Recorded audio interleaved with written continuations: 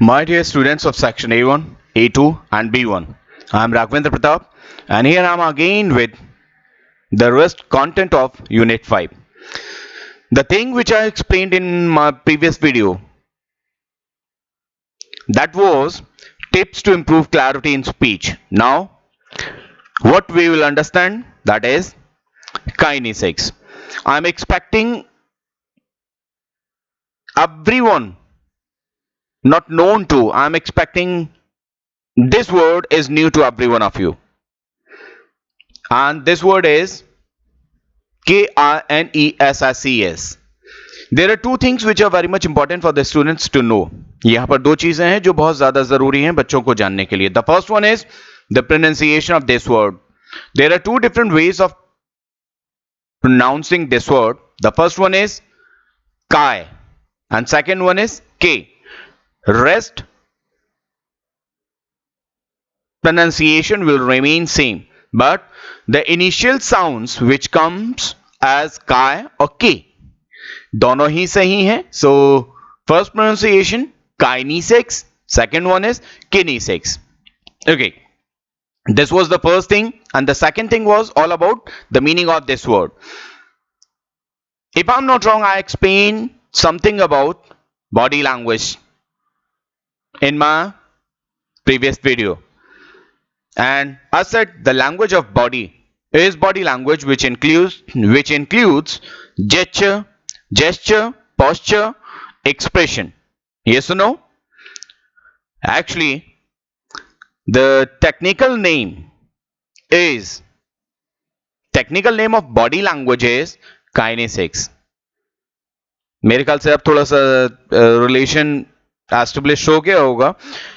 This is the same word as body language, but in technical language, this body language is known as kinesics. चलिए इसको जानने की कोशिश करते हैं. I gave two different definitions of body language there in my previous video. The first one was language of body, which includes gesture, posture, and facial expressions is body language, and second one, a language without letters, which helps and improve the understanding of language of letters is called kinesics. ये दो definition मैंने उस समय दी थी. Now there are few more definitions which I gave here to explain, to understand this kinesics. Kinesics is the study of body's physical movement. शारीरिक तौर पे शरीर की तरफ से जो फिजिकल शारीरिक मूवमेंट्स होते हैं वही बॉडी लैंग्वेज बोले जाते हैं. Kinesics is the study of body's physical movement. Next one is kinesics is the interpretation of tasks performed by the body such as facial expressions and gesture, posture and non-verbal behavior. मुझे जरूरत नहीं है बताने की facial expression something which comes on a face, gesture जो आप इशारे करते हैं, posture जो आप किसी तरीके से बैठते, खड़े होते या चलते हैं, and non-verbal behavior वो सारा behavior किसी भी व्यक्ति का जहां पर वो भाषा का प्रयोग नहीं कर रहा है. चलिए, so kinesics is the interpretation, वो व्याख्यान है of the task performed by the body such as facial expression, gesture, posture, non-verbal behavior related to movement of any part of the body or the body as a whole. किसी भी तरीके से बोल सकते हैं. So this too was a definition. Next one is the study of the way in which certain body movements and gesture serves as a form of non-verbal communication. कुछ इस तरीके के जेस्चर और शरीर के मूवमेंट जो non verbal behaviour, non verbal communication में आते हैं, काइनेसिक्स या बॉडी लैंग्वेज कहलाते हैं. The last definition which explains body movements and gesture regarded as form of non-verbal communication. Almost this one and this one are same. So I think this is a bit more clear to every one of you. Moving to the next slide. There are some key features of kinesics. Means there are some key features of body language. One by one इनको जानते हैं. The key features are 7. There are 7 key features which are very much important for body language or kinesics. So the first one is personal appearance. Personal appearance, appearance का मतलब मुझे बताने की जरूरत नहीं है, आप जिस तरीके से कहीं पर अपीयर होते हो, जहां पर दिखते हो, जहां पर आप अपने आप को शो करते हो, दैट इज अपीयरेंस. और personal appearance, when you as a individual shows your appearance, जहां पर आप एज अ इंडिविजुअल अपनी अपीयरेंस, अपनी उपस्थिति शो करते हो, that is personal appearance. So bracket में मैंने कुछ समझाने के लिए लिख दिया है ताकि आप इसे डायरेक्टली रिलेट कर पाए. I wrote something in the parenthesis to for the better understanding. So how do we look is all about personal appearance. Next one is posture. How do we show some sports means हम कुछ किस तरीके के posture means बैठने का ढंग, उठने का ढंग, खड़े होने का ढंग किस तरीके से शो करते हैं. Gesture, how do we express with limbs, हम कुछ इशारे कैसे करते हैं. Facial expression, how do we express something as a feeling on our face means emotion, हम इमोशन के तौर पर फेशियल एक्सप्रेशंस कैसे देते हैं. पॉइंट नंबर 5 मींस की point number 4, our movement means how do we make a bond with the audience, because sounds never create a bond. Always when you look into the eyes, when you make a bond with the audience while looking into the eyes of everyone, that creates a bond. वो bond create करता है. Point number 6, proxemics. ये भी नया word होगा आप लोगों की डिक्शनरी में, सो मैं इसे एक्सप्लेन कर रहा हूं. proxemics is all about the space language. Do not consider this space language to the language which people use or astronaut use in the space. Space language is that language which we maintain while communicating something with someone. A distance which refers, which we generally take, which we generally adopt while communicating with someone in between. जब भी कभी हम 2 लोग 4 लोग जितने भी लोग बैठे हैं, when they are communicating, when they are interacting with one another, और जो बीच में हमने डिस्टेंस मेंटेन किया हुआ है, that is the work of proxemics. वही proxemics है जहां पर हम एक पर्टिकुलर डिस्टेंस मेंटेन करते हैं, and this distance is very much important to the better communication or to the better interaction. The same is written, the study of spatial distance between individuals in different culture and situations, that is space language. And the last one is paralinguistic. Paralinguistic are the aspects of spoken communication that do not involve words. Paralinguistic वो voice के special features हैं जो भाषा से संबंधित नहीं होते मगर आवाज से संबंधित होते हैं. सो इनको भी वन बाय वन जानेंगे, जिसमें पिच आती है, टोन आती है, पॉज आता है.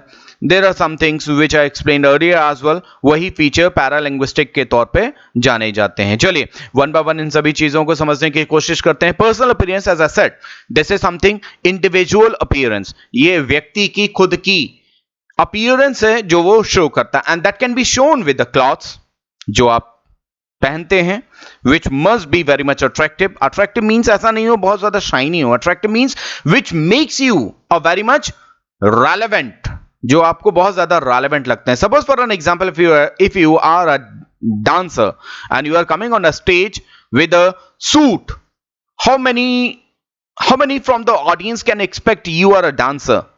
If they don't know you, यदि आपको वो जानते नहीं हैं, and you come on the stage, आप स्टेज पर आते हो बिना किसी लूज कपड़ों के, सिर्फ कोट या पैंट में, तो कोई भी आपको एक्सपेक्ट नहीं कर सकता कि आप डांसर होगे. The same actually when you are giving a presentation, it is must to wear those attire which can attract the attention of the audience.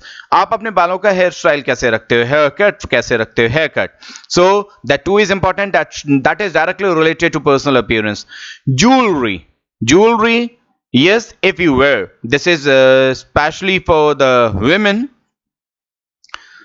If you wear something, boys के तौर पर बात करूं, मेल्स के तौर पर बात करूं, कुछ लोग कड़ा पहनना पसंद करते हैं, and that is culture as well in some religions. So that too comes as a jewelry for the male. Cosmetics, if you use that. Shoes, what you wear. So ये सारी चीज, these all clothes, hair, jewelry, cosmetic, shoes. Just wait. These all things shows your personal appearance. So how we want to be seen, हम कैसा दिखना चाहते हैं, that comes under personal appearance. Next one is posture. It refers to the way we hold ourselves when we stand, sit, walk or hold something in our hands. जब भी कभी हम किसी चीज को अपने हाथ में पकड़ते हैं, हम खड़े होते हैं, हम बैठते हैं, हम चलते हैं, ये सारी चीजें जो हम करते हैं कॉमनली विद अ बॉडी, वो पोस्चर में बोला जाता है. एक तरीके का ढंग है बैठने का, उठने का, किसी चीज को हाथ में पकड़ने का. This is called posture. और ये कितना ज्यादा इंप्रेसिव होता है, with a few examples we will understand that. The following impressions reflects with your certain posture.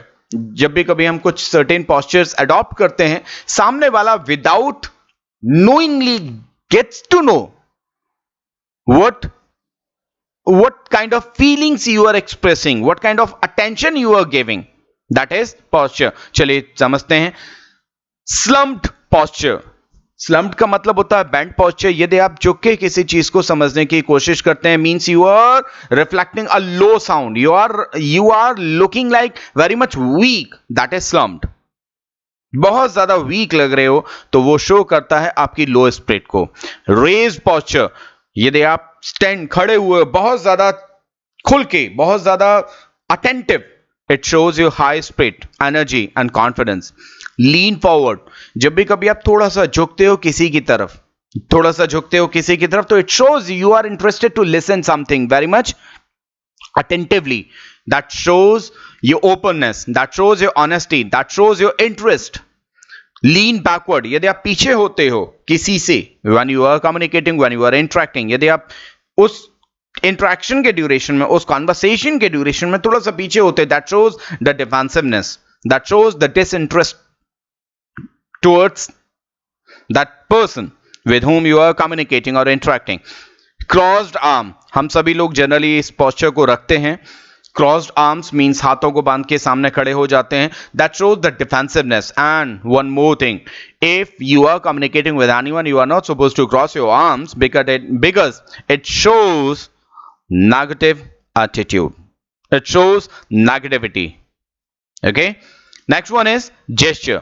Gesture के बारे में हम पहले भी समझ चुके हैं. जो भी कुछ हम इशारा करते हैं, those all are gesture. Whatever we do with the hands, with the arms, with the shoulder, with the head, यदि वो इशारे के तौर पे माना जाता है. Generally if you do not want to use words to say yes, यदि आप वर्ड्स को यूज नहीं करना चाहते तो उस कंडीशन में आप क्या करते हो, सर को हिला देते हो. You not your head. So वो gesture की कैटेगरी में आता है. So it is the movement made by hands, arms, shoulder, head are gestures. Right gesture makes the presentation more impactful. यदि आप सही gesture को adopt करते हैं तो वो आपकी presentation को और ज्यादा अच्छा बनाता है. Facial expression. What face and expressions expresses that make our words more effective in presentation. एक छोटी सी बात सोच के देखिएगा. If I'm weeping, I'm giving an example of facial expression. If I'm weeping and I'm expressing on my face a kind of funny, a kind of very much happy expression. आंखों से आंसू बह रहे हैं लेकिन मैं हंसता हुआ दिख रहा हूं. Will anyone guess I'm really weeping? They will say no, something happened with the eyes, that's why the tears are coming from. And he is happy because expressions was reflecting something else. This is the righteous example. So expressions are very much important. It makes the words more comprehend. ये शब्दों को ज्यादा comprehend बनाते हैं. That is facial expression. So what face are face and expression expresses that makes our words more effective in presentation. These are natural to appear on the face. One thing more, facial expression generally natural होते हैं, जैसा आपका mood होता है, जैसा आपका state of mind होता है, आपके एक्सप्रेशंस वैसे ही आते हैं. If you are happy, you can not stop your face expressing your happiness on it. आप कभी भी अपने चेहरे को अपने चेहरे को उन भावों को एक्सप्रेस करने से नहीं रोक सकते यदि आप अंदर से खुश हैं. लेकिन yes, with some kind of regular practice you can do that. There are natural to appear on face. These are natural to appear on face. Expression natural हैं, but practice can make someone perfect to use righteous expression at the right time. लेकिन practice करें यदि हम regularly, तो हम सही समय पर सही फेशियल एक्सप्रेशन दे सकते हैं. Next one is eye contact. मैंने उस समय भी बोला eye contact is that way which makes a bond between you and the audience. So इसको समझते हैं. It is considered to be the window of soul. बोला ये जाता है, माना ये जाता है कि ये वो खिड़की है जो आत्मा की दरवाजों को दिखाती है, आत्मा के दरवाजों को रूबरू कराती है. So it is considered to be very much close to the soul. Second one, for the understanding, while looking into the eyes of a speaker one can find out the truthfulness of his speech. यदि presenter आंखों में देख के audience की बात कर रहा है तो उस समय उसकी ट्रूथफुलनेस बहुत ज्यादा जाहिर होती है, बहुत ज्यादा जाहिर होती है. यदि वो ऐसा नहीं करता, if he is not trying to maintain that contact with the audience, it gives an idea to them he is not right, he is not expressing truth. So the next one is looking into the listeners build relationship and trust to believe. ये मैंने पहले भी बोला था. I said the same thing, where you make a bond when you look into the eyes of the audience. So eye contact too is very much important for the kinesics. Next one is para language. यहां पर जहां पर मैं cursor move कर रहा हूं, please understand this portion language and one prefix of PARA is used with it. चलिए इसको एग्जाम्पलीफाई करते हैं. यदि मैं गलत नहीं हुआ, पैरामिलिट्री फोर्सेस को जानते होंगे. But paramilitary forces are the same as military, but they come in picture later. Paramilitary वो मिलिट्री है, वो फोर्स है जो कभी भी फ्रंट पर नहीं आती till the time it is not needed to be as a part of the military. So मदद के तौर पे जिस आर्मी को एज अ रिजर्व में रखा जाता है, दैट इज कॉल्ड पैरामिलिट्री, जिसमें हमारी ITBP आती है, CISF आती है, CRPF आती है, SSB आती है, RPF आती है. These are like military, but military means army. These are like army but never comes in picture when that is not needed, when the help of these all forces is not needed. Is it clear? So para language भी वही मतलब है. Language का part न होना लेकिन language की तरह एक्ट करना. A language which gets support of something other than the language. Again I am saying a language which gets support of something other than the language but the features of voice. एक ऐसी मदद जो आप लेते हैं जो भाषा का हिस्सा नहीं है लेकिन फिर भी आपको बहुत ज्यादा मदद करता है, वो वॉइस के फीचर के तौर पे होता है, सो वो पैरा लैंग्वेज बोला जाता है. Para language basically are the characteristics which are directly related to the voice. So यहां पर एक और मैंने अंडरस्टैंडिंग लिखने की कोशिश करी है. Please try to understand this one as well. The non lexical component. Lexical का मतलब होता है something which is related to the words, जो शब्दों से संबंधित होता है. लेक्सिकल शब्दों से संबंधित, नॉन लेक्सिकल जो शब्दों से संबंधित नहीं है. The non lexical not related to words, the non-lexical components of communication or of a language. एक भाषा के जो शब्दों से संबंधित कंपोनेंट्स हैं, वो इशारे भी हो सकते हैं, वो एक्सप्रेशंस भी हो सकते हैं, वो हमारी पिच भी हो सकती है, हमारा टोन भी हो सकती है. हम वॉइस क्वालिटीज, वॉइस कैरेक्टरिस्टिक्स जितने भी लैंग्वेज को इंप्रूव करने के लिए बनाते हैं, लैंग्वेज को इफेक्टिव करने के लिए बनाते हैं, वो सारे के सारे पैरा लैंग्वेज के फीचर्स में आते हैं. The same is written the non lexical components of communication और of a language is called paralanguage which leaves the impact as the words and sentences of a language. वो बिल्कुल ऐसा ही impact छोड़ते हैं जैसे शब्द छोड़ते हैं और वाक्य छोड़ते हैं. These paralinguistic features always leave such impact as words and sentences leave on someone. बिल्कुल ऐसा ही छोड़ते हैं अपना इंपैक्ट. आगे बढ़ते हैं. ये क्या क्या हो सकते हैं? Paralinguistic features of voice dynamics. ये क्या क्या है? पैरालिंग्विस्टिक फीचर्स के तौर पर पिच कम्स अंडर पैरालैंग्वेज,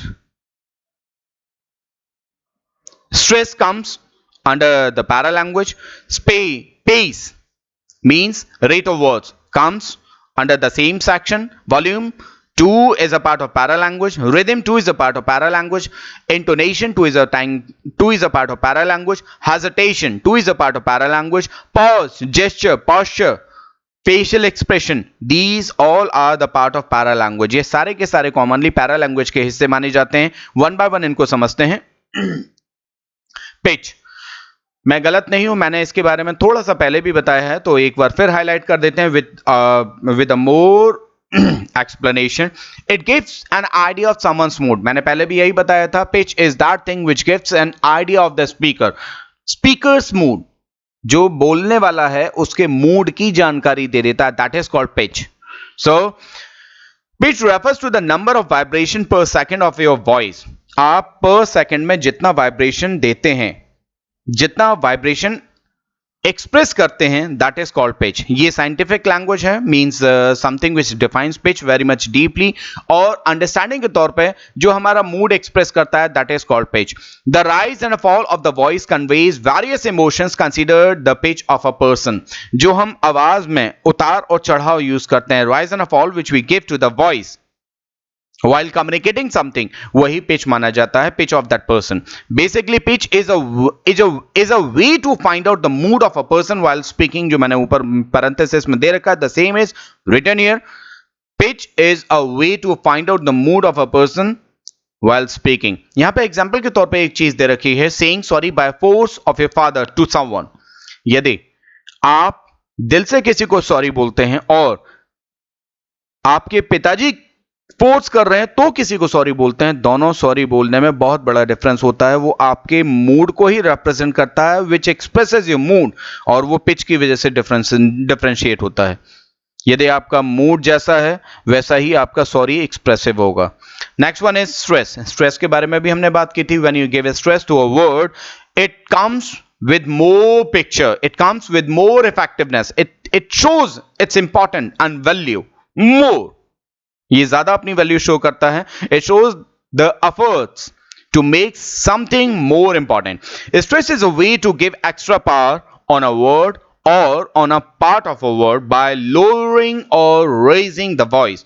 आवाज को तेज करके उस शब्द की वैल्यू को बढ़ाना या धीमा करके उस वैल्यू को बढ़ाना. मैंने दो तरीके से बोलने की कोशिश की. मैंने धीमा इसलिए नहीं बोला because if I speak low you won't be able to listen me. So when you give extra power, यहां पर मैंने एक्स्ट्रा पावर को थोड़ा सा स्ट्रेस के साथ बोला. This is called stress.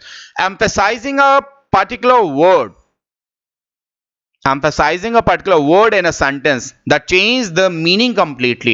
When you emphasize, when you give a stress to a word of a sentence, ये उसके मायने बदल देता है. Exactly, मायने बदल देता है. I drink only tea. I drink only tea. यदि मैं ओनली टी जो सेकंड वाला सेंटेंस मैंने बोला है उसके अकॉर्डिंग सामने वाला साफ साफ समझ जाएगा मैं सिर्फ चाय ही पीता हूं. और पहले वाले के according I drink only T. ये नॉर्मल है. This is a normal way of saying something. सामने वाला इतना इंपैक्ट में नहीं आएगा, इतना कॉम्प्रीहेंड नहीं कर पाएगा. So this was a stress. आगे बढ़ते हैं. पेस. जैसा पेस को मैंने पहले भी समझाया था, the rate of words which you use पर मिनट और पर सेकेंड, जो आप रेट ऑफ वर्ड्स यूज करते हो अपने बोलने में, that is called pace. So pace is that natural rate of words at which you speak, जिस पे आप बोलते हो. This is natural and this is distinct of everyone. ये बिल्कुल अलग होता है. एक नया शब्द मैं इसके साथ जरूर जोड़ना चाहूंगा, पेस, जो मैंने पहले नहीं बोला. Pace is considered to be the sound signature of someone. Pace माना यह जाता है साउंड सिग्नेचर. जिस तरीके से हम हाथ से सिग्नेचर करते हैं, इसी तरीके से हम बोलते समय जिन रेट्स को यूज करते हैं, रेट्स मींस जिन नंबर ऑफ वर्ड्स को, नंबर ऑफ रेट को यूज करते हैं शब्दों में, वही पेस बोला जाता है. So basically pace is the rate of speed in speaking. और यही मिमिक्री आर्टिस्ट जो होते हैं वो करते हैं. They always touch the pace of the people. वो लोगों के पेस को टच करते हैं. And if they are able to touch the pace of the people, यदि उस पेस को टच कर पाए तो वो उस आर्टिस्ट की, उस सेलिब्रिटी की मिमिक्री इजीली कर पाते हैं. Next one is volume. Volume को बताने की जरूरत नहीं है. It is very much important to be reachable to the ears of the audience. लोगों के कानों तक पहुंचना बहुत जरूरी है. Suppose you are giving very much riches expression, you are giving very good gesture, your posture is very much attractive, but the words are not reaching to the audience. Will you expect them to respond properly? क्या आप उम्मीद करते हो सारी चीजें सही, means expression सही दे रहे हो, इशारे सही कर रहे हो, पोस्चर बहुत अच्छा है, तो यदि वो आपकी आवाज को नहीं सुन पा रहे हैं तो वो रिलेट कर पाएंगे? They won't be. It's impossible. So the same thing, volume makes us reachable with our thoughts and ideas to someone. It varies on the number of audience and distance between them. ये बहुत ज्यादा depend करता है हम किस distance को लोगों के बीच में मेंटेन करते हैं, कितना, जिसकी वजह से हमारी वॉल्यूम उनको साफ साफ पहुंचे. बिकॉज यदि वो क्लियर नहीं होगी, हमारे थॉट्स भी क्लियर नहीं पहुंच पाएंगे. Next one is rhythm. ये एक नया वर्ड है जो मैंने पहले भी नहीं बताया. And intonation two is. Rhythm को समझने की कोशिश करते हैं. वो रिदम इज जनरली, आप रिदम को किसी भी म्यूजिक इंडस्ट्री से रिलेट कर सकते हैं. हम बोलते हैं गाने में रिदम नहीं है, इस पोइट्री में रिदम नहीं है. So rhythm is something which is related to the sense of movement in the speech. जो आपके स्पीच में मूवमेंट होता है, जो आपके बोलने में मूवमेंट होता है, सेंस ऑफ मूवमेंट, वही रिदम कहलाता है. इसको समझते हैं. Rhythm is derived from a Greek word RHUTHMOS, rhythmus.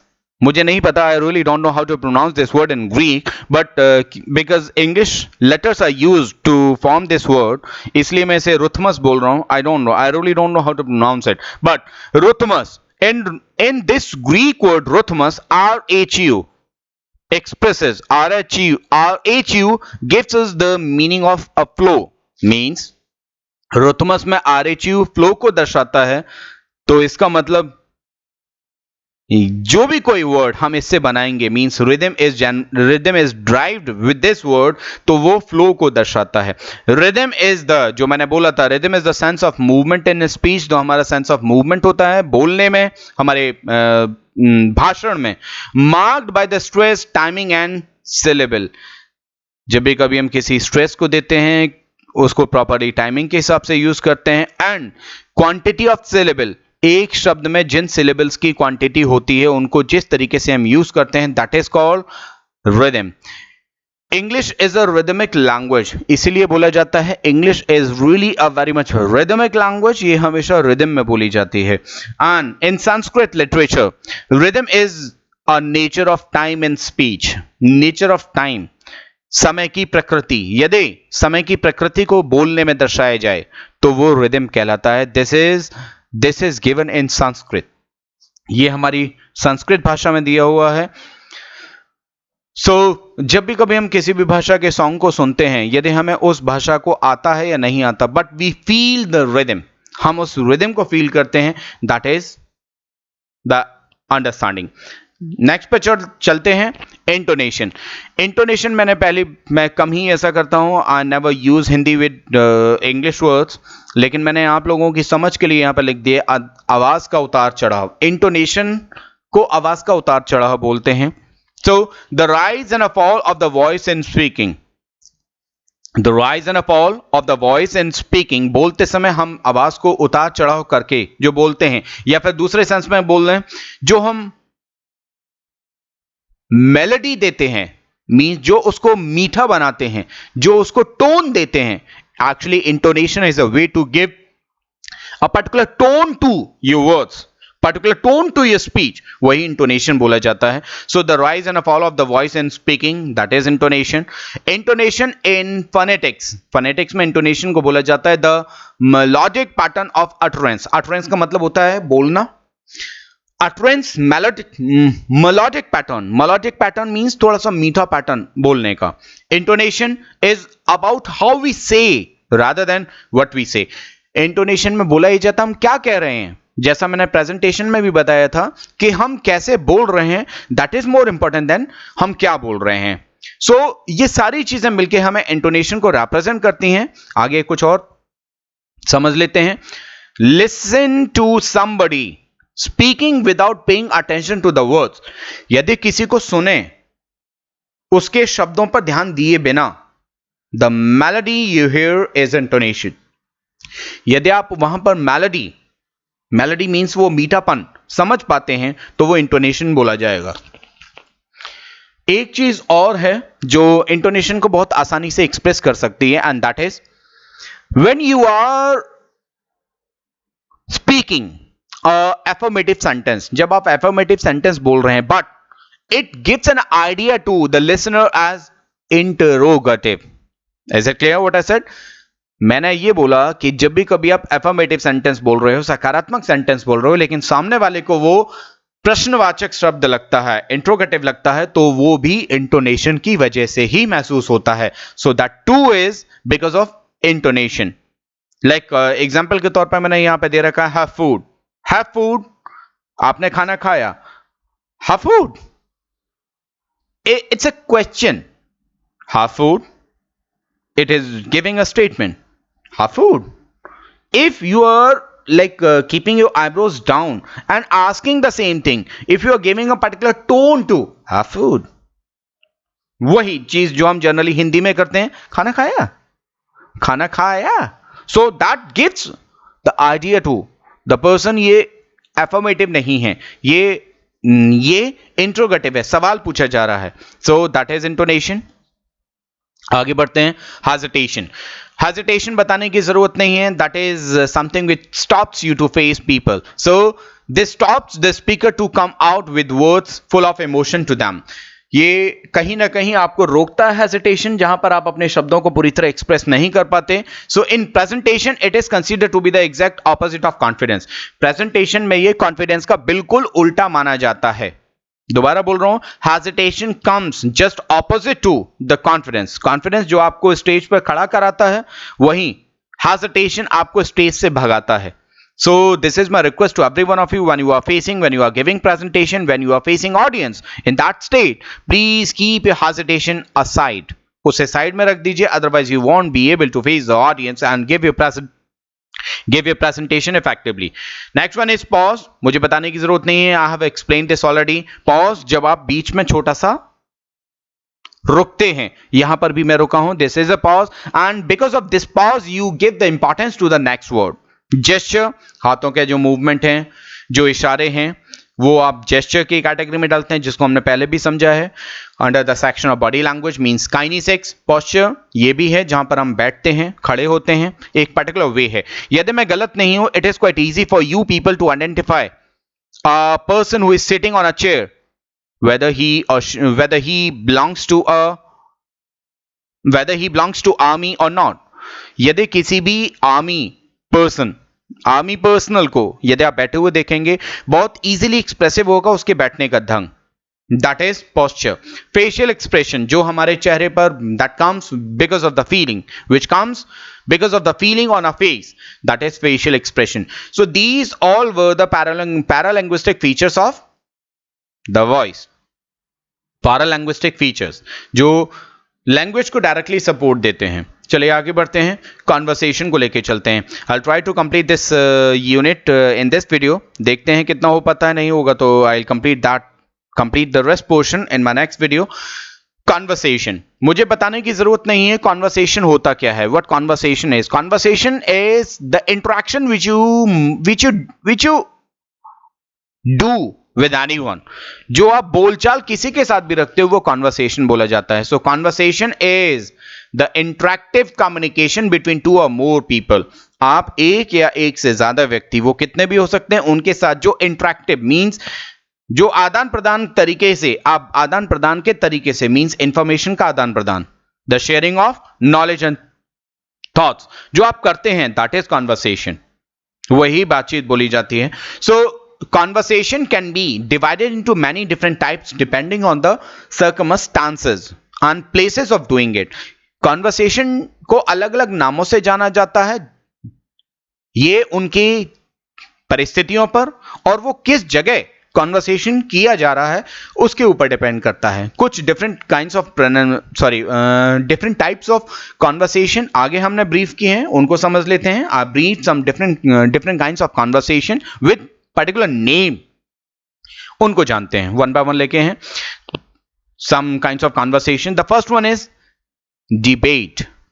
अब डिबेट को शायद मैं गलत नहीं हूं तो you always relate this with discussion. जब भी कभी डिस्कशन बोलते हैं तो डिबेट आपके पिक्चर में आता है. So what is discussion and what is debate? बहुत छोटी सी भाषा में समझाने की कोशिश कर रहा हूं with very much less words. Discussion is something when and where you express your thoughts but ready to accept the thoughts of others as well. जहां पर आप डिस्कशन में अपना निष्कर्ष देते जरूर हैं लेकिन दूसरे का निष्कर्ष समझते भी हैं. And if you find relevant to accept the thought of other, आप उसे accept करते हैं, that is discussion. But what is debate? Debate is that way where you never ever accept the thoughts of anyone. You just consider yourself to be fixed with one side of the notion. किसी भी एक सिद्धांत की एक तरफ को आप पकड़ के बैठ जाते हैं. You never leave that. That is debate. So debate is a competitive two-way conversation. The goal is to win an argument by convincing someone. सिर्फ एक ही तरीका होता है. The thing which you are expressing, the thoughts, ideas which you are sharing, those are the righteous one and no one can change that. You try to make others believe on that. You try to convince them on that. So that is debate. Next one is discourse. Discourse is a kind of conversation which always happens one-sided. Means discourse is a cooperative one-way conversation. Why cooperative word is used? One-sided है, one-way conversation है, means only one person is interacting. But cooperative because other people, those who are listening, are cooperating to listen that. यदि वो cooperate नहीं करेंगे, you cannot do that one way conversation. आप कर ही नहीं सकते. So discourse is a cooperative one way conversation. The goal is to deliver information from the speaker, writer to the listener. The goal to deliver information from the speaker or writer to the listener or reader. जो बोल रहे हैं, बोलने वाले, जो लिख रहे हैं, लिखने वाले, वो सुनने वालों और पढ़ने वालों तक अपनी इंफॉर्मेशन को डिलीवर कर पाए. That is one way conversation. इसको डिस्कोर्स बोलते हैं. हिंदी में यदि आप इसका नाम फाइंड आउट करने की कोशिश करोगे, if you try to find out the Hindi name of this word, उसका मतलब होगा प्रवचन. उसका हिंदी जो निकल के आएगी वो प्रवचन होगा. So generally a professor giving an unexpected lecture on international affairs to maintain, so that will be a discourse. Next one is dialogues. मैं उम्मीद ही नहीं कर सकता आप में से किसी ने भी ये शब्द ना सुना हो. डायलॉग हम अच्छी तरीके से जानते हैं. डायलॉग होता क्या है? मूवीज में जो भी कोई वर्ड्स, जो भी कोई स्टेटमेंट्स, जो भी कोई कॉन्वर्सेशन एक्टर्स करते हैं वो डायलॉग्स बोले जाते हैं. एक्चुअली डायलॉग्स हैं क्या? Dialogues are the statements which someone says. Dialogues वो स्टेटमेंट हैं, वो कथन है जो कोई कहता है. इसको एक तरीके से और बोला जाता है, all those statements which someone is saying but forced by someone else to say that. दूसरी तरफ से फोर्स किया जाता है कि आप उसे कहें. So the same is I try to explain with inscription. Dialogues is a cooperative two-way conversation. The goal is for participants to exchange information and build relationship with one another. और दूसरे शब्दों में a statement said by someone but written by others. ऐसे statements जो कहे किसी की तरफ से गए हों लेकिन लिखे या बताए या फोर्स किसी दूसरे की तरफ से किए गए हों वही डायलॉग्स बोले जाते हैं. कैरेक्टर्स में ड्रामाज में जो डायलॉग्स दिए जाते हैं वो लिखे दूसरे की तरफ से जाते हैं लेकिन बोलने वाला एक्सप्रेस करने वाला कोई और होता है. That is actors. चलिए नेक्स्ट वन लेके चलते हैं. This is डायट्राइब.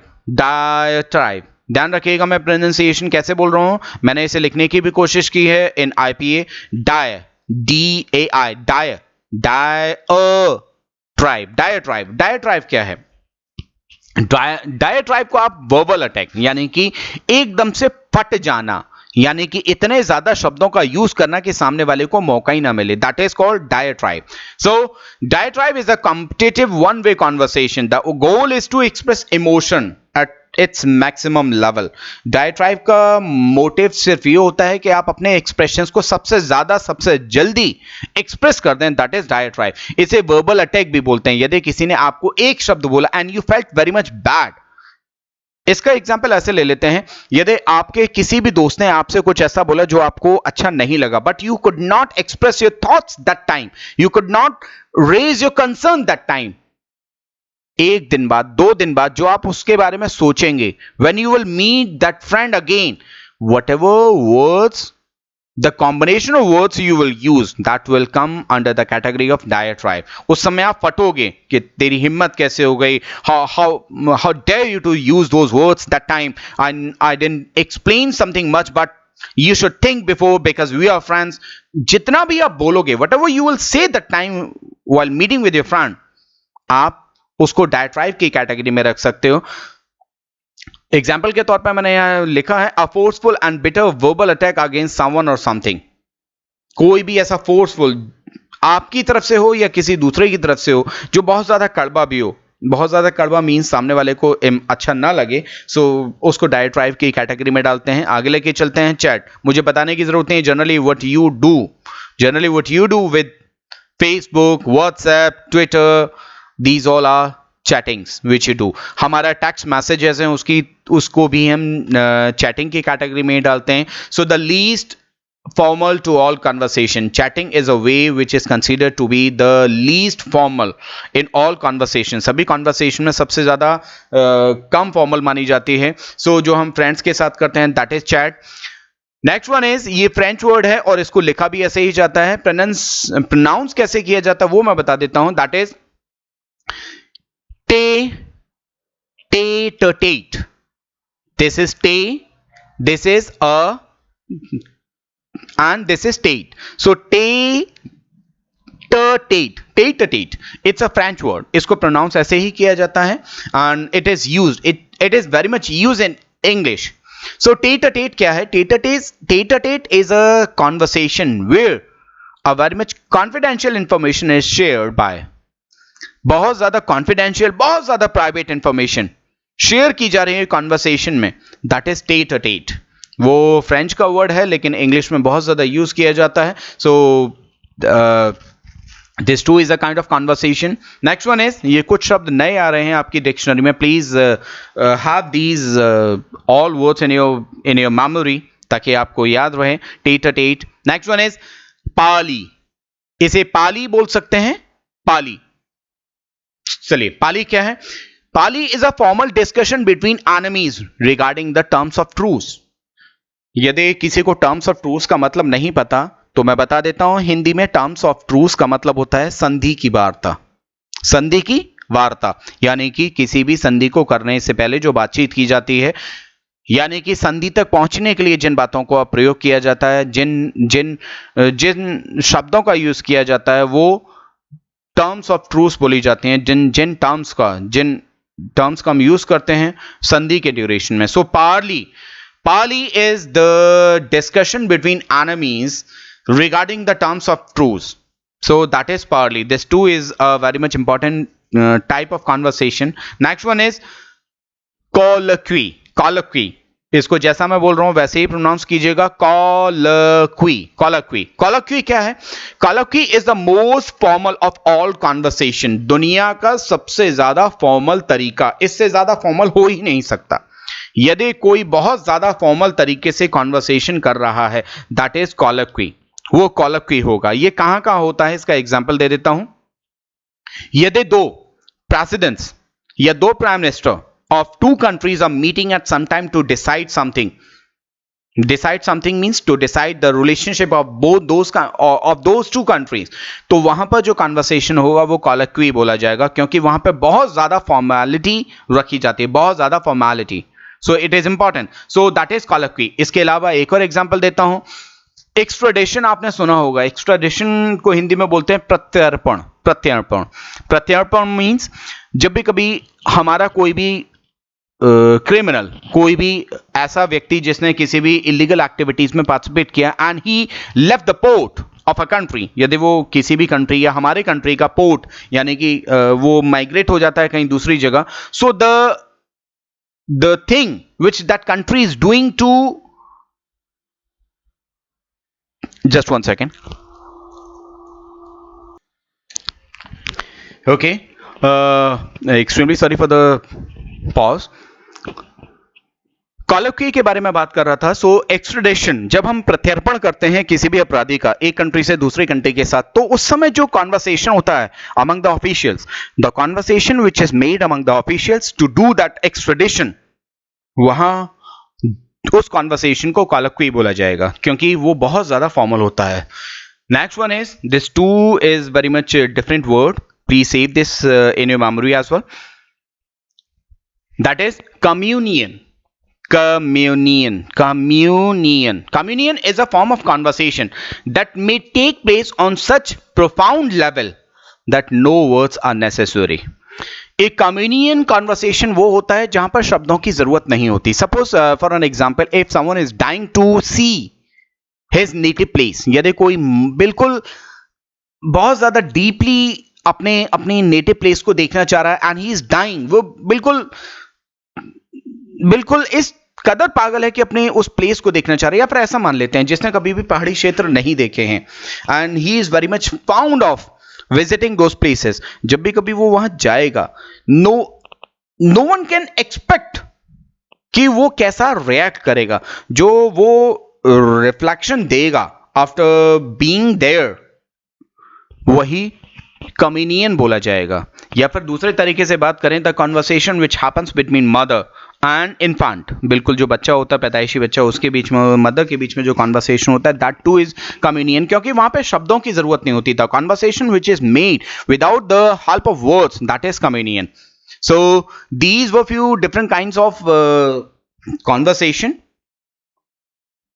इनको ध्यान रखिएगा। डिबेट है, डिस्कोर्स है, चैट, टेट-अ-टेट, पार्ली, कॉलक्वी एंड कम्युनियन। आगे बढ़ते हैं। स्ट्रेटजीज ऑफ इफेक्टिव कॉन्वर्सेशन, वो कौन कौन सी स्ट्रेटजीज हैं जो हमारे कॉन्वर्सेशन को इफेक्टिव बना सकती हैं। बहुत इजी है, there are like these are very much easy to understand. The first one is listening intently. Intently का मतलब होता है with intention। यदि आप किसी को भी सुन रहे हो, so your intention must be very much clear. आपकी intention बहुत ज़्यादा क्लियर होनी चाहिए, तभी आप उसे ध्यान से सुन पाओगे और तभी आप conversation को establish कर पाओगे। Next one is starting and ending the conversation. When you start the conversation, that leaves impact, and when you finish the conversation, that too leaves impact. So in both the states, in both the conditions, it is very much important to leave an impact on. At the starting means when you start your conversation and when you end your conversation. Next one is involving everyone in the group. Involving everyone in the group when you are communicating means when you are doing conversation in that state, if someone who is not actively participating in that, you are supposed to get the intelligence of those all as well. आपको उन लोगों की भी, intelligence means उन लोगों का भी साथ चाहिए उस कॉन्वर्सेशन में। You should attract the, you should get the attention, you should get the participation of those all as well. Next one is arousing and sustaining interest. हर हालत में कॉन्वर्सेशन को सस्टेन करा जाता है, सस्टेन का मतलब जिस इंटरेस्ट को आपने शुरू में बरकरार रखने की कोशिश की, that should go on eight the and as well. And arousing, यदि वो कहीं पर लूज हो रहा है, please do something, that kind of activities which can rise the tension, which can arouse the tension of the audience. Next one is developing ideas adequately, पर्याप्त तरीके से, developing ideas. It is very much important because conversation is done with some thoughts and ideas, and if you are not able to deliver your ideas properly, if you are not able to deliver your thoughts properly, it will be very much wrong. So developing ideas adequately is all about kind of strategies of effective conversation. And the last one is using appropriate language. Conversation के duration में भाषा का प्रयोग, it is very much important, it is really very much necessary to use the most appropriate language while doing some conversation to make that effective. This two is a strategies of effective conversation. मैंने यहाँ पे जो two बोला था वो stress के साथ बोला था. So पीछे वाली एक्टिविटीज जो पैरालिंग्विस्टिक फीचर्स हमने एक्सप्लेन किए थे उसी का एक हिस्सा है. So I'm sure all of you are very much understandable with the strategies of effective conversation. आगे बढ़ते हैं. Telephonic conversation and etiquettes. Telephonic conversation बहुत इजी है, बहुत ज़्यादा टिपिकल नहीं है, because all of you are doing from a very long time this kind of activities. आप टेलीफोन पर कैसे बात करते हैं, किस तरीके से एक्सप्रेशन देते हैं, that is all about telephonic conversation. लेकिन यहां पर और आप जो करते हैं उसमें डिफरेंस क्या है? What is the difference which you generally do on telephones and the thing which I am going to share with every one of you right now. इन दोनों में क्या डिफरेंस है? The difference is there when you do general conversation on telephone, there you never keep yourself attentive. आप वहां पर अपने आप को ज्यादा अटेंटिव नहीं रखते. Just one second. आप वहां पर ज्यादा अपने आप को अटेंटिव नहीं रखते. So sorry, I forgot where I was. Okay, yes. Telephonic conversation, वहां पर आप अपने आप को ज्यादा अटेंटिव नहीं रखते where you do your conversation, but when you are communicating with those who are very much important for you with respect to the business or with respect to some important talks of a business, आप वहां पर telephonic conversation बहुत ज्यादा etiquette तरीके से करते हैं. So that is telephonic conversation, जो डिफरेंट है आपके टेलीफोनिक कॉन्वर्सेशन से. That is the telephonic etiquettes. चलिए, जो मैंने एक्सप्लेन किया वही लिखा हुआ. Now it is telephonic conversation has become the most important and influential way of conversation to share knowledge around the globe, irrespective of any field. Following are a few ways to adopt and improve telephonic conversation for business purposes. कुछ तरीके हैं जो business purposes में आपके telephonic conversation को improve कर सकते हैं. Use polite expressions such as how can I help you, may I get your permission to start. Telephonic conversation में थोड़ा सा पोलाइट एक्सप्रेशन रखे जाते हैं. एक्सप्रेशन का मतलब the sentences which expresses some kind of polite understanding, some kind of requesting nature in the words.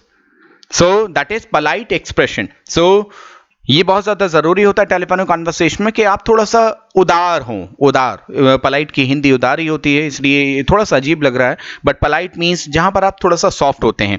Next one is if you are a receiver, disclose your identity as soon as possible. Telephonic conversation में it is very much must to disclose your identity, who you are, means so that that person who called, or if you are calling to someone, that must be expresses to him or her, ताकि वो पता चल सके यदि आप call receive कर रहे हो या कॉल किसी को कर रहे हो. दोनों ही स्टेट में it is very much important to disclose your identity. Next one is be clear and precise in your expression and use pleasant tone of voice while speaking. Be clear, बहुत ज्यादा साफ, and precise is all about something which is to the point and related to something which is important only. आप बहुत ज्यादा clear हों और बहुत ज्यादा प्रिसाइज हों अपने एक्सप्रेशन मींस अपने सेंटेंसेस में, ताकि सामने वाले को बहुत इजीली चीजें समझ में आए. और it too is must to use the pleasant tone, बहुत ज्यादा मधुर टोन आपको यूज करना वहां जरूरी है. Next one is do not shout. It is purely restricted to be shouted on telephonic conversation, ये बहुत ज्यादा मना है. Next one is do not use slang. यहां पर मैं इंडिकेट कर रहा हूं, please look at the cursor. Do not slang. Slang का मतलब होता है all those words which are informal, which are considered as informal. बहुत से ऐसे शब्द होते हैं जो इनफॉर्मल कंसिडर किए जाते हैं. So those words must not be use in the conversation, telephonic conversation. Do not interrupt the caller in between. किसी भी हालत में नानी स्टेट कॉलर यदि कुछ कह रहा है तो do not interrupt in between. If you are transferring the call to someone, get the permission to put him or her on hold. यदि मैं गलत नहीं हूं, जब भी कभी आपने किसी कस्टमर केयर को कॉल किया and if he or she is transferring the call to someone who can answer the query which you asked to him or her, that person, that executive always gets your permission to put you on hold. Yes or no?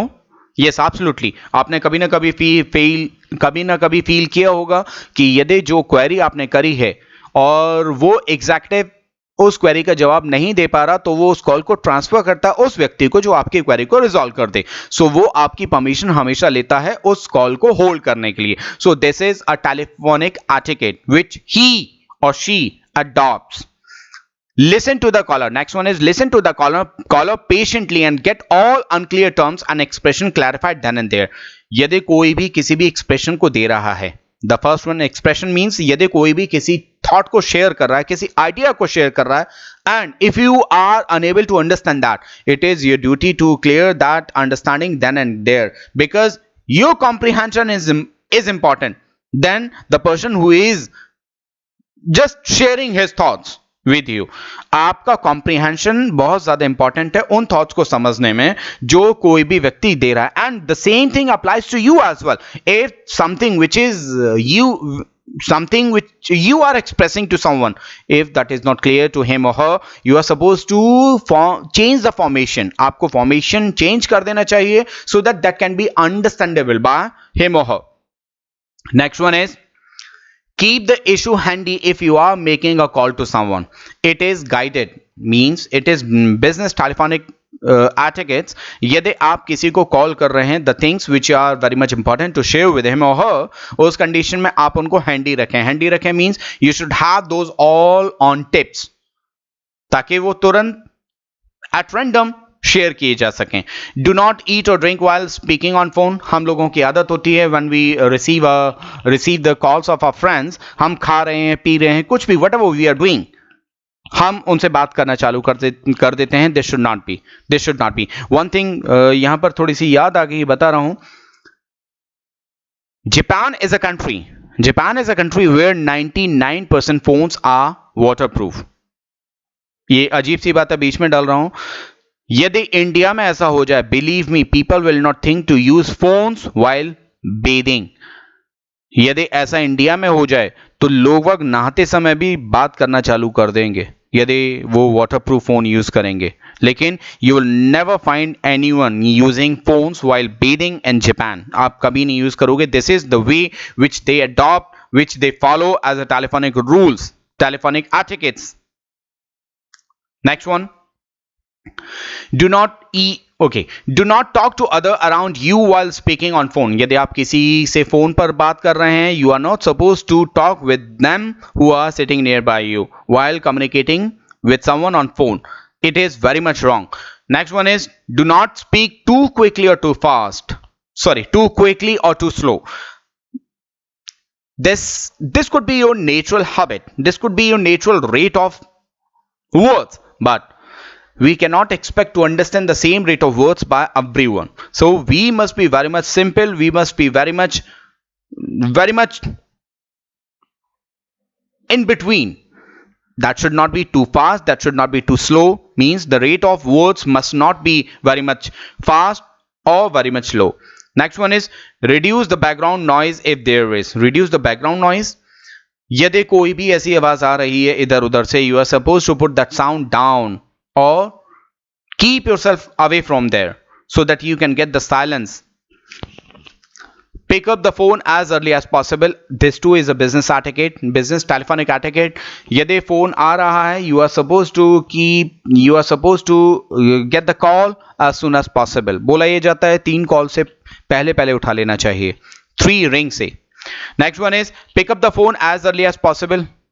Okay, ये हो चुका. Next one is if the call is not for you, direct him or her to the right person or number. It too is important. It too is considered as a telephonic etiquette. यदि वो phone आपसे संबंधित नहीं है, if the person who called you and you are not the person of contact, you are supposed to direct him to the right person.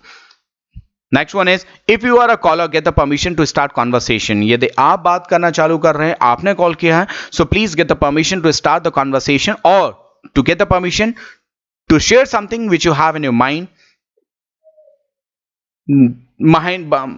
Mind yes. Next one is always keep a pen and notepad while taking calls. यदि आप किसी call को receive कर रहे हैं, if you are receiving a call, you cannot memorize all the talks. It's impossible. It is possible for the crush only. So it is very much important to have your pen and pad handy, so that if something which is different to understand, which is different to memorize, which is difficult to memorize, you can jot down that to share with the respective person. Be enthusiastic and courteous. बहुत ज्यादा energetic show करो phone पर. You should not sound very much low. And courteous means बहुत ज्यादा उदार, बहुत ज्यादा soft. And the last one is thanks the caller before ending the call. It is must to say thanks at the end of the call when you are on phone. And three dots, if I'm not wrong, these three dots directly refers the points are not yet closed. If something comes to your mind which is relevant enough to add appropriately here, you can. So that must be appropriate and relevant. वो बिल्कुल सही होना चाहिए और related होना चाहिए, तभी इन points की जगह ऐड कीजिएगा. Otherwise these all telephonic conversations, these etiquettes are sufficient. आगे बढ़ते हैं. Organizational communication. Organizational, we are almost at the end of the conversation, sorry at the end of the video. Organizational communication बहुत आसान है, बहुत आसानी से समझने की कोशिश करते हैं. Communication which we do in the organization, that is organizational communication. जो कम्युनिकेशन हम ऑर्गेनाइजेशन में करते हैं, that is organizational communication. The same is written here. Communication which takes place in an organization among employees and with the employees of other organization is called organizational communication. जो communication हम organization में करते हैं employees के साथ अपने, और उन लोगों के साथ जो हमारे organization का हिस्सा नहीं है और किसी दूसरे ऑर्गेनाइजेशन का हिस्सा है, उनके साथ कॉन्वर्सेशन करते हैं, कम्युनिकेशन करते हैं, that is organizational communication. And it is divided into three different parts. The first one is internal operational, second one is external operation, and third one is personal. So internal operational, all communication that occurs in conducting work within an organization is classified as internal operational. जो organisational communication आप अपने employees के साथ अपने organisation में कर रहे हैं, the communication which you are establishing in your own organization with the employees of the same organization, that is internal operational organizational communication. Next one is external. When the people of different organization are interacted by you, that is external operational organizational communication. So the work related the work related communication that an organization undertakes with people outside the organization is called external operational organizational communication. And the last one is personal. This one, all communication in an organization that occur without purpose as far as business is concerned is called personal communication. The thing is, internal, when you are doing communication related to business world with the same employees of the organization, internal organizational बोला जाएगा. When you are doing the conversation with the people outside of the organization, that is external operational. And when you are communicating with the people of the same organization or with the organization of other, means with the people of different organization, and that is without having the purpose of business, without any business related function. That is personal communication, personal organizational communication. So these three types of organizational communication which we have, बहुत simple है, बहुत ज़्यादा difficult नहीं है. And last portion is flow of communication. मुझे यह बताने की जरूरत नहीं है फ्लो ऑफ कम्युनिकेशन क्या है. Communication is all about something which you share, where you share your idea and thought with someone, and if there is a direction of that flow, if there is a direction of that communication, यदि आप communication कर रहे हो और उसका कोई direction है तो वही फ्लो ऑफ कम्युनिकेशन बोला जाएगा. Flow of communication is all about the direction. Again, I am saying flow of communication is all about the direction to the communication among human being in a professional environment. किसी भी professional environment में जो आपका direction होता है communication का, that is flow of communication. It goes in different direction as per the requirement or demand. ये अलग अलग दिशाओं में जाता है, अलग अलग तरीके से फ्लो होता है जैसी डिमांड होती है. So these are the different types of flow of communication. ये कुछ अलग अलग types of flow of communication और कितना आसान है. How easy these all are. Try to understand. यदि ये सवाल आता है what is flow of communication, it is very much important to define this. Again I am saying it is very much important to define this. ये define करना बहुत ज्यादा जरूरी है आप लोगों के लिए. और उसके बाद different types of flow. So first one लेके चलते हैं downward flow of communication. कितना ज्यादा आसान है downward flow of communication. When higher authorities communicate with the subordinates. जब हायर अथॉरिटीज सबऑर्डिनेट्स के साथ कम्युनिकेट करें डाउनवर्ड्स बोला जाता है.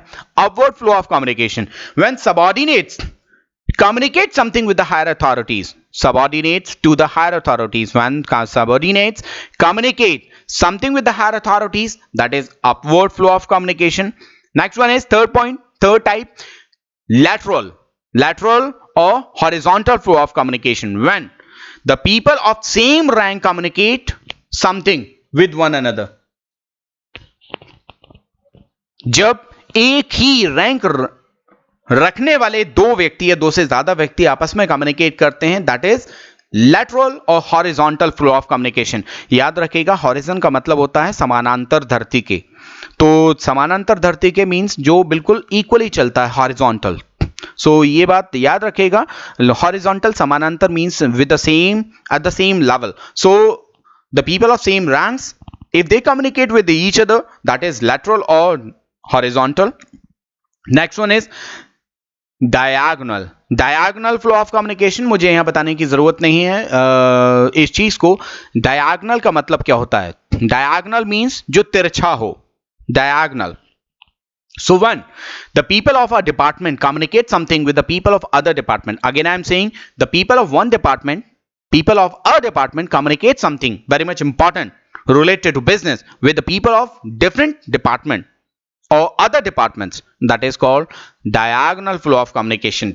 तिरछा, जहां पर एक डिपार्टमेंट के लोग दूसरे डिपार्टमेंट के लोगों से बात करते हैं, बिजनेस रिलेटेड इंफॉर्मेशन शेयर करते हैं, business related ideas and thoughts share करते हैं, that is called diagonal flow of communication. And ultimately external flow of communication when communication is made out of the office, means out of the office with other organization. When we are communicating with the people of different organization, that is external flow of communication. So we have only these 5 different patterns of flow of communication, these 5 different types of flow of communication, as downward flow of communication, upward flow of communication, lateral flow of communication, or it is also called as horizontal flow of communication, diagonal flow of communication, and the last one is external flow of communication. So these all are the 5 different types.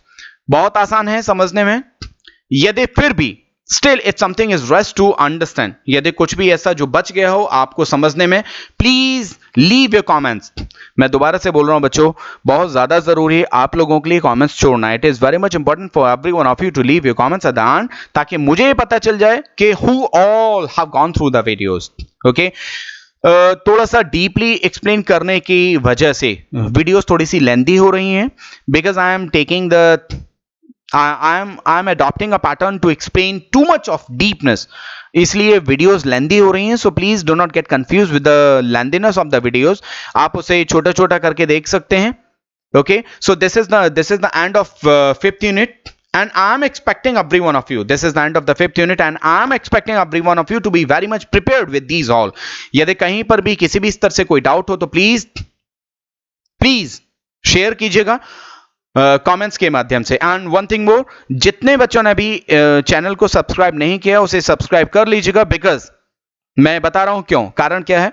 Subscribe करना इसलिए जरूरी है क्योंकि अभी मैंने fourth और fifth unit ही डाली है, लेकिन फर्स्ट की 3 unit for the revision purposes I will upload as soon as possible. मैं कोशिश करूंगा पहली तीन units, unit first, unit second and unit third upload करूं रिवीजन पर्पसेस से।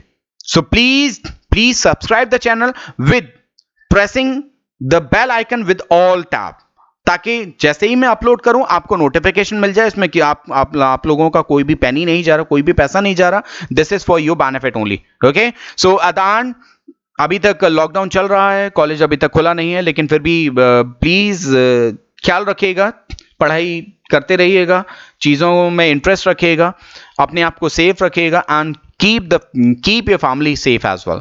बहुत ज्यादा जरूरी है, because you are the next generation, all of you are mature enough to know the crisis with which we and the complete world is facing right now.